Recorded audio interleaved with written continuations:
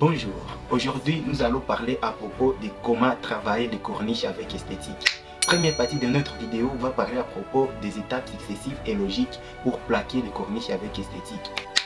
Deuxième partie de notre vidéo va parler à propos des choses qu'on ne doit pas oublier pour favoriser l'esthétique du corniche.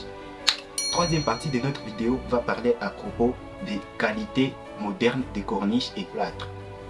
Avant de commencer la première partie de notre vidéo, je vous fais savoir une maison de transformation peinture qui vous vend des peintures avec conformité et vous fournit des techniciens avec expérience de plus de 6 ans. Cette maison s'appelle Mirapaint. Si vous êtes à l'étape du crépissage fini, donc vous avez besoin de ces services. Vous pouvez contacter ces numéros ou cet email.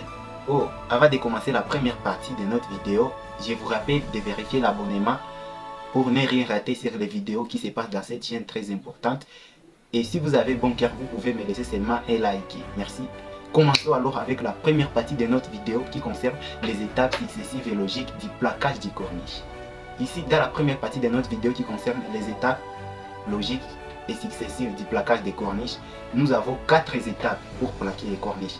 Première étape pour plaquer les corniches, mesurer l'espace et les corniches. Donc vous devez d'abord mesurer l'espace là où vous allez mettre les corniches et vous allez mesurer aussi le métrage des corniches.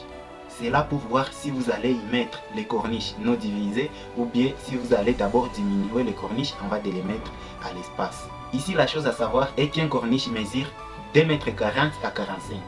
Pour vous permettre à savoir faire les devis si les boss vous en demandent, il faut savoir que dans un paquet de corniches il y a 5 pièces.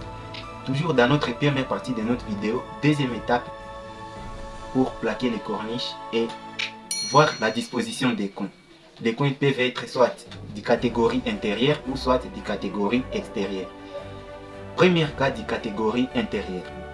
Ici, vous devez couper la partie qui mène vers le haut, comme c'est les catégories du coin intérieur. Et lorsque vous allez venir relier l'autre corniche, vous allez toujours couper les parties qui mènent vers le haut pour fermer le coin.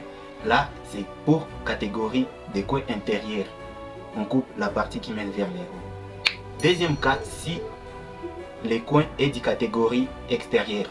Mes chers amis, ici ce n'est pas même difficile, c'est le contraire des premiers cas. Donc au lieu de couper la partie qui mène vers le haut, il suffit seulement de couper la partie qui mène vers le bas. Et lorsque vous allez venir relier, vous allez toujours couper la partie qui mène vers le bas. Ça c'est la catégorie des coins extérieurs. Toujours dans notre première partie de notre vidéo, troisième étape pour plaquer alors les corniches. Première étape était de mesurer l'espace et les corniches. Deuxième étape était de vérifier si le coin est de catégorie intérieure ou extérieure pour voir là où vous allez couper, bien dit déjà. Troisième étape alors pour plaquer les corniches et mélange du plâtre et pose du plâtre sur les corniches. Dans cette étape, vous avez déjà taillé les coins et vous avez déjà préparer des corniches à plaquer. Vous devez alors mélanger les plâtres et vous allez aussi faire la pose du plâtre sur les corniches. Première chose qui concerne mélange du plâtre. Ici, vous ne devez pas mélanger les plâtres comme de la bouillie parce que ça peut vous faire fatiguer lors du plaquage lorsque vous allez coller les corniches sur les plafonds. Les plâtres très dilués comme de la bouillie, donc les plâtres qui est facile, ne doit pas être séché très vite. C'est à éviter. Alors que c'est quand le plâtre est séché, c'est à ce moment-là que vous allez faire descendre les mains parce que les corniches est déjà collées sur les murs. C'est pour cela vous devez faire mélange du plâtre un peu fort qui n'est pas comme de la bouillie, donc du caractère pâte. Voilà. C'est là pour permettre les corniches qui soient vite collées sur les murs sans plusieurs fatigues. Deuxième chose à faire alors dans notre troisième étape qui concerne mélange du plâtre et pose de la plâtre sur les corniches, c'est alors mettre ces plâtres sur les corniches. C'est la deuxième chose à faire.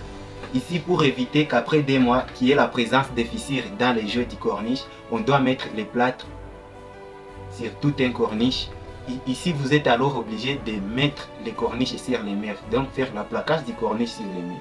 C'est pas moi qui vous oblige, ce sont les étapes successives du corniche. Ici, la chose importante à savoir est si les corniches est d'une longueur de plus d'1 mètre, vous devez les soulever à 2 personnes pour éviter la cassure. Puis foncez les corniches au plafond et au mur en même temps, sans appuyer au milieu dans la surface du corniche pour éviter que les corniches soient trouées. Donc vous devez prendre en haut et en bas sans appuyer dans la surface pour éviter que les corniches soient trouées. Dans notre première partie de notre vidéo, commençons avec la quatrième étape pour plaquer les corniches qui concerne création de l'esthétique du corniche. Ici, il s'agit d'essuyer les plâtres là du côté avec les doigts ou avec le plastique et du caractère élastique ou bien avec les couteaux, c'est ce que moi j'utilise souvent. Pour favoriser l'esthétique, rassurez-vous que les côtés du corniche sont lisses vraiment. Commençons avec la deuxième partie de notre vidéo qui concerne les choses à ne pas oublier pour favoriser l'esthétique du corniche. Première chose à ne pas oublier est vérifier s'il n'y a pas les plâtres sur les surfaces du corniche pour la lever avant qu'elle ne soit pas séchée. Deuxième chose à faire, donc deuxième chose à ne pas oublier dans notre quatrième étape qui concerne les choses à ne pas oublier pour favoriser l'esthétique du corniche est de vérifier s'il n'y a pas un petit trou sur les surfaces du corniche pour les fermer avec un peu du plâtre sans qu'on ne les sache s'il y en a. Troisième partie de notre vidéo et dernière partie de notre vidéo qui concerne qualité moderne du corniche et du plâtre. À ce qui concerne qualité moderne du corniche, pour le moment, c'est les corniches de qualité sans décès qui sont à la mode vraiment. À ce qui concerne les plâtres, il y a deux qualités qu'on peut utiliser. Première qualité, il y a qualité Montana et plâtre Indica. Souvent, moi j'utilise Montana. Je ne sais pas aussi de ta part tu utilises. La différence entre plâtre Montana et Indica est que Montana ne sèche pas très vite, mais Indica sèche très vite. Moi, j'aime utiliser Montana. Et vous? Je pense, pour conclure, je pense que vous avez compris comment on doit couper les coins lorsque c'est catégorie intérieure et lorsque c'est catégorie extérieure, comment on doit mélanger les plâtres pour éviter les fatigues lors du plaquage des corniches.